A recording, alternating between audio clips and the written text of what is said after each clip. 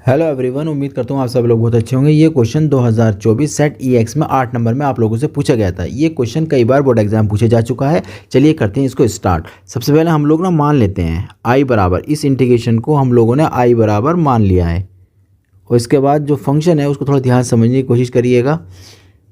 और यहाँ पर हम लोग एक प्रॉपर्टी होती है integral property, definite integral property, उसको हम यूज़ कर लेते हैं। यानी कि उसको लिखते हैं हम लोग प्रगुण से।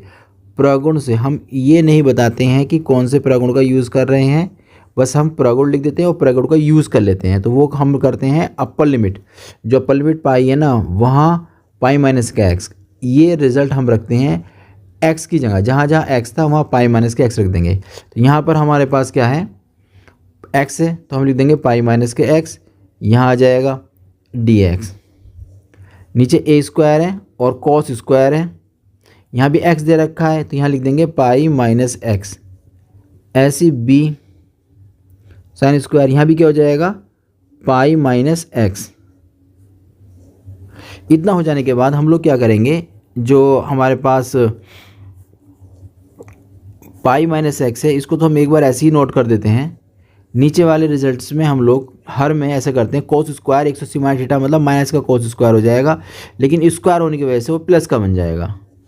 ऐसी बी स्क्वायर हो जाएगा, साइन स्क्वायर 180 माइनस का मतलब प्लस का साइन स्क्वायर हो जाएगा। तो कोई दिक्कत नहीं है यहाँ तक। तो इसके बाद ना ये रिजल्ट हम पाई के साथ अलग कर लेते हैं और एक्स के साथ कर लेते हैं हम लोग अलग।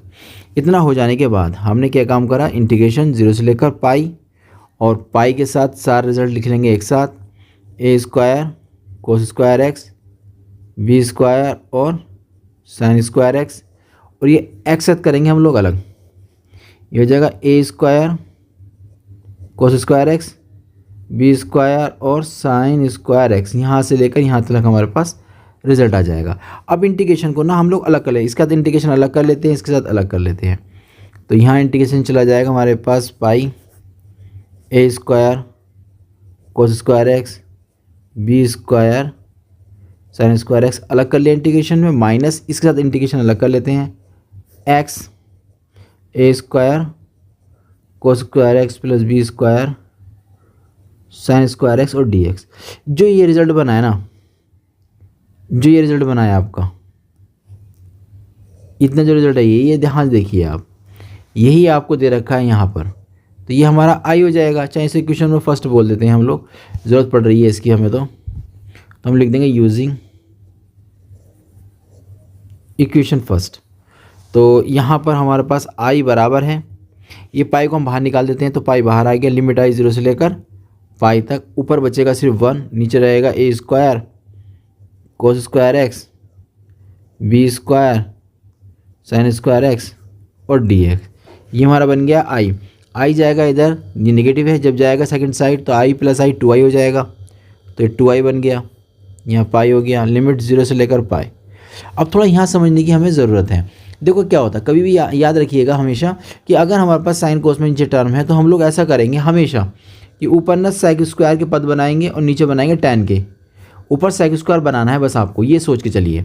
तो सेक स्क्वायर कब बन सकता है, या तो सेक स्क्वायर से ऊपर मल्टीप्लाई, सेक स्क्वायर से नीचे मल्टीप्लाई कर लो, या ऐसे करो इस नीचे से आप ना कोस स्क्वायर बाहर निकाल दो। उससे फ़ायदा क्या होगा, जैसे कोस स्क्वायर बाहर आएगा ना वो ऊपर जाने के बाद सेक स्क्वायर ही बन जाएगा। तो यहाँ से हमने कोस स्क्वायर को कॉमन ले लिया है, यहाँ से कोस स्क्वायर कॉमन ले लेंगे तो इसका मतलब यहाँ बचेगा ओनली ए स्क्वायर, यहाँ से कोस स्क्वायर कॉमन लेंगे तो बचेगा बी स्क्वायर और साइन स्क्वायर एक्स बटे में आ जाएगा कॉस स्क्वायर और dx। अब देखिए जो हम चाह रहे थे ना ऊपर सेक स्क्वायर का बनाना, तो वो हमारा आ चुका है 0 से लेकर पाई। ये कोस स्क्वायर ऊपर जाने के बाद बन जाएगा ये सेक स्क्वायर एक्स dx। इसके बाद नीचे रिजल्ट आ जाएगा ए स्क्वायर बी स्क्वायर, ये बन जाएगा आपका साइन अपॉन कॉस को हम लोग लिख देते हैं tan, तो ये tan स्क्वायर हो जाएगा। यहाँ तक हमारा सवाल हो गया है। इसके बाद ना चाहो तो यहाँ से बी स्क्वायर को बाहर निकाल दो, कॉमन ले लो। तो बी स्क्वायर को चाहे तो कॉमन ले लो, चलो हम बी स्क्वायर को भी कॉमन ले ही लेते हैं। कॉमन लेंगे, यहाँ पर आ जाएगा आपके पास 0 से लेकर पाई सेक स्क्वायर एक्स dx, नीचे बी स्क्वायर आपका कॉमन आ गया, बचेगा ए स्क्वायर अपॉन बी स्क्वायर, और यहाँ से बी स्क्वायर हट जाएगा आपका, ओनली बचेगा tan स्क्वायर एक्स। अब यहाँ ना थोड़ा समझने वाली बात है एक, जैसे ना हम लोग क्या करते हैं tan को मान लेते हैं, tan x बराबर t, तो हो जाएगा sec स्क्वायर x और dt हो जाएगा। लेकिन फिर हम लोगों को चेंज द लिमिट, हमें लिमिट जो है चेंज करनी पड़ेगी, क्योंकि जो लिमिट थी वो अभी चल रही है x के साथ। फिर आपका बन जाएगा dt, तो t की लिमिट बनानी है तो हम रखेंगे x का मान 0। जब लोअर लिमिट रखेंगे x का मान 0 तो t का मान कितना हो जाएगा, यहाँ रखेंगे tan 0, tan 0 में कितना होता है 0। फिर रखेंगे हम x बराबर अपर लिमिट हमारे पास पाई, तो पाई रखेंगे, t बराबर tan पाई का मान भी क्या होता है 0। तो t के लिए अपर और लोअर दोनों लिमिट कैसी आ रही हैं 0 0 आ रही हैं, इसलिए हमें प्रॉब्लम्स है, क्योंकि 0 लिमिट ऊपर नीचे की सेम लिमिट नहीं आनी चाहिए थी।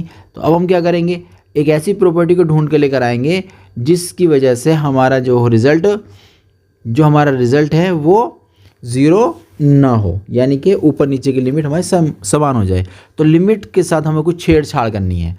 तो याद रखिएगा, लिमिट के साथ जो प्रॉपर्टी होती है वो प्रॉपर्टी नंबर 6 होती है प्रॉपर्टी से। और प्रॉपर्टी 6 क्या होती है, प्रॉपर्टी 6 ये कहती है कि अगर आपका फंक्शंस आगे 2 से मल्टीप्लिकेशंस कर रहे हो तो लिमिट में 2 से भाग करोगे। देखो मैं प्रॉपर्टी 6 आपको समझाता हूँ थोड़ा सा। ये बी स्क्वायर को बाहर निकालते हैं, पहले थोड़ा फंक्शन को हम सोल्व कर लेते हैं। इसके बाद बचेगा a अपॉन बी, यहाँ तो हो जाएगा स्क्वायर, और ये है आपका tan। प्रॉपर्टी 6 में क्या करना होता है, कोई लिमिट दे रखी होती है, कोई फंक्शन होता है 0 से लेकर 2a लिमिट के साथ f(x) के साथ।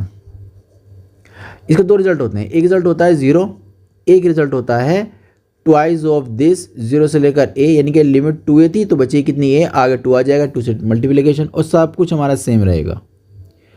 ठीक है, ये वाली प्रॉपर्टी का रिजल्ट आएगा 0 नहीं आएगा, क्योंकि अपर लिमिट लगाने से, अगर अपर लिमिट लगाने से जो भी अपर लिमिट आपकी है, जैसे यहाँ पर 2a अपर लिमिट, यहाँ पर कितनी है 2a अपर लिमिट है, तो 2a माइनस के x करने से रिजल्ट अगर आ गया f(x) तब तो ये लिखेंगे, और आ गया माइनस का तब भी लिखेंगे ये प्रॉपर्टी हमारी थी। अब इसके बाद हमने लिमिट के साथ छेड़छाड़ कर ली है, तो अब आप ना सॉल्व कर सकते हो सवाल को। तो अब आप मान लीजिए tan x बराबर t, याद रखिए जिसमें इस टाइप की प्रॉपर्टी यूज़ की जा रही है वो सारे क्वेश्चन मोस्ट इंपॉर्टेंट है, बोर्ड में बहुत पूछे जाते हैं।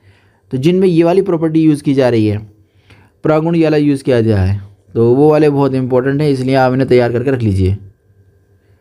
चेंज द लिमिट, वो कहता है x का मान जब आप ले रहे हैं 0 तो t का मान कितना बन जाएगा, x का मान 0 मतलब ये लिमिट आप यूज़ करेंगे, तो t बराबर कितना हो जाएगा tan 0 का मान कितना होता है 0। जब x बराबर π/2 यानी कि 90 आप यूज़ कर रहे हो, 90 जब यूज़ करोगे तो t बराबर कितना हो जाएगा tan 90 का मतलब कितना होता है इन्फिनिटी, तो tan 90 भी आपका इन्फिनिटी बन जाएगा।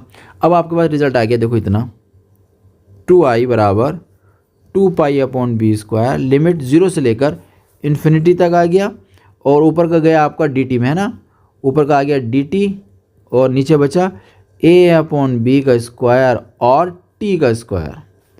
तो ये हमारा यहाँ तक आ चुका है, इस 2 से 2 कट जाएगा, तो i बराबर निकल कर आ जाएगा π/b²।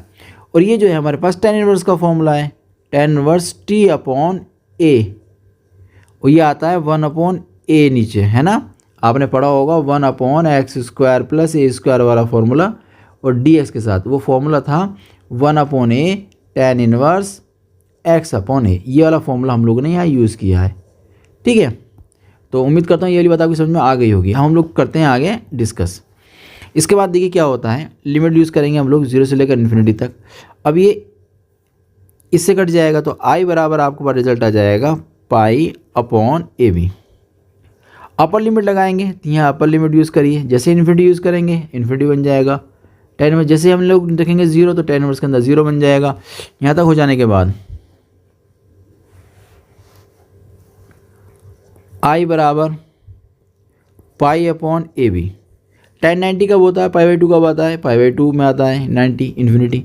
tan 0 में कितना होता है भैया 0 हो जाता है। तो फाइनल रिजल्ट कितना आ जाएगा, i बराबर π²/2ab। बहुत इंपॉर्टेंट क्वेश्चन है, उम्मीद करता हूँ आपकी समझ में आ गया होगा। मिलते हैं नए क्वेश्चन के साथ।